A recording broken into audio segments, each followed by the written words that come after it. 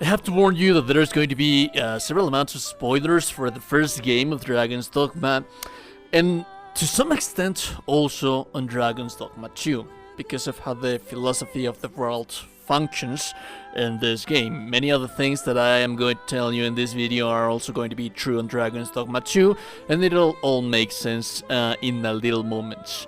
But that being said, this video, it should prepare you on some of the bigger, broader ideas of the Dragon's Dogma, but have in mind that there is also not mandatory to play the first game to understand the second, because they are from separate, different story arcs in different places, in different countries, and also this game is heavily based on the philosophy of the never-ending cycle. So one game can be very much apart from each other, and you can recognize some certain little things from the first game, but they don't necessarily have a per se connection in between themselves, because it's always a cycle that is repeating itself. And the never-ending cycle is precisely that. It's a kind of a philosophy that's also been used in the literature as a means of writing something. It's also, you will see it on theology and the way of answering life, like with rebirth and things like that. In video games, we can see the never-ending cycle. For example, I can think of Dark Souls with the Age of Fire. That is always repeating itself, and that it's always going to come back to the same place, but it always continues as a wheel. This is a term that you're going to be very familiar with in the world of Dragon's Dogma, because it is basically that. Now, before we can understand the never-ending cycle, we have to understand the title of the game, which is Dragon's Dogma. A little bit more specific, the word dogma. Dogma means the ultimate laid down truth, laid down by an authority about either religion or political beliefs. But the etymology of the word comes from the Greek to believe something is true. In this regard, Dragon's Dogma being a fantasy world, it means both things. The dogma of the dragon is in fact established as an ultimate truth by a being we know as the Seneschal, which we'll talk about that a little bit later. But it's also to believe something is true, for in reality it is not. And only the Arisen can discover that which seems to be truth, but it isn't. So what is an Arisen? The Arisen is a regular human being that is chosen by a dragon, laying waste to be the one to slay him. Motivations can be many, but the dragon will choose only one reason at a time. It could be anger, it could be valor, it could be courage, and all those emotions will ultimately determine how will the Arisen shape the world, because that is what Arisens do. People believe that the Arisens are meant only to fight the dragon, but that is the dogma. That is the truth that seems to be true, that leads people to believe that. But in reality, they are chosen to shape the world. And there's a couple of known examples on how they shape the world and how they interact with such worlds. We have, for example, Savan, which is an Arisen. Prior to the main Arisen from the original game, he fought and defeated the dragon. But Savan is an honorable and kind warrior. He not only defeated the dragon, but he also defeated the Seneschal and took the mantle of the Seneschal, which is an entity that rules the world in a god throne. And his task is to oversee the world.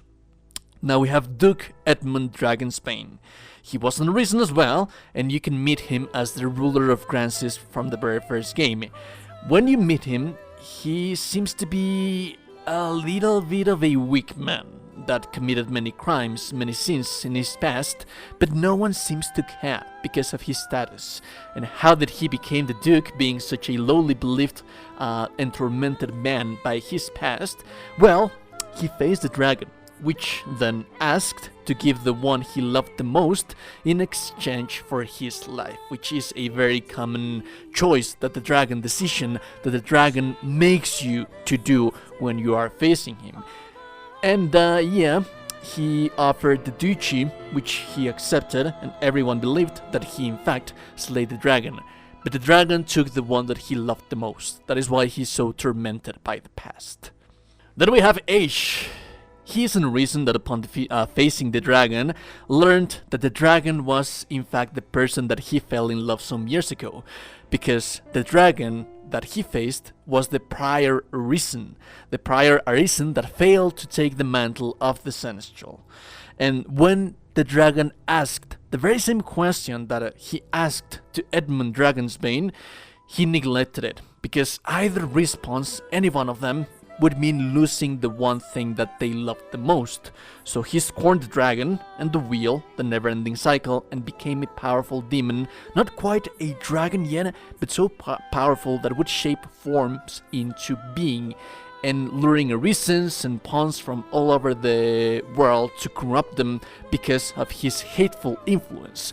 That hateful influence is shaping the world around him. That is another example of how Arisens can shape into something different other than what they truly are intended to be on the first place. Now, the main protagonist of the original game fights the dragons, slays the dragon, and beats the Celestial, which is Savan, the previous Celestial, and he turns into a Celestial as well. If you continue subsequent playthroughs, you will find that your main Arisen is the Celestial, and you have to fight him. Upon defeating, the never-ending cycle continues as the wheel moves forward, shaping the world. This is relevant because only the Arisen learns about the truth of the creation of the world and the wheel that continues as a never-ending cycle, and you can expect the same thing to happen in Dragon's Dogma 2. But because of the previous reasons and examples, there is also the fact that it can lead into many different stories that could be of anger, of love, of hope, despair, and lies. There's a huge potential in here to write different stories that have different impacts on the world that are never ending, because there's always going to be stories about the dogma, about the Dragon's Dogma. Now, one more thing is that the Arisens can command a legion of otherworldly beings known as pawns, and there's always one that will mainly follow the main Arisen. Pawns have no emotions. Their only purpose is to protect and obey the Arisens so that they can fulfill their tasks into the worlds. Their emotions, so to speak, will always be determined then by how the Arisens wants them to act. What is it that they want them to do, perform, and play the cats upon the worlds. Pawns can also be very much influenced by the Arisens, and you will know many of them in the worlds.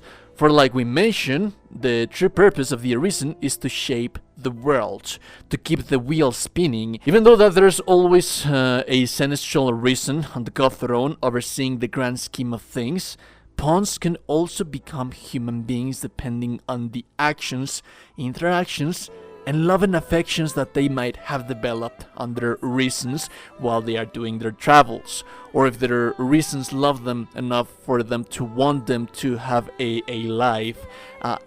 It's all dependent really on whether the Arisen takes the mantle of the Celestial, or they fight the dragon, or decide not to fight the dragon, forfeit or not forfeit the one that they love. There's many solutions in here, many answers, many paths, many different branches that can be leading to different stories, but also pawns can be corrupted and turned into evil creatures. It all comes down into what is it that the Arisens do in the world that shapes, ultimately, the world. That is basically everything, I think, the most as condensed as possible, that you need to know about the Arisens, and why you're going to encounter some things that might be shady, some creatures, some monsters, some stories out there in the world of Dragon's Dogma 2. And if you know this information, they should make a little bit more sense to you if you didn't have this information. But then again, if you didn't have this information and you didn't play the original Dragon's Dogma, these are just things that you're going to learn by playing Dragon's Dogma 2, and that you don't require to know to enjoy Dragon's Dogma 2. Remember to join the Discord. We share pawns in there. Like the video, subscribe to the channel. Know us you today. You're a gorgeous and beautiful person. You are indeed a gorgeous and beautiful person. Have a lovely day, and goodbye.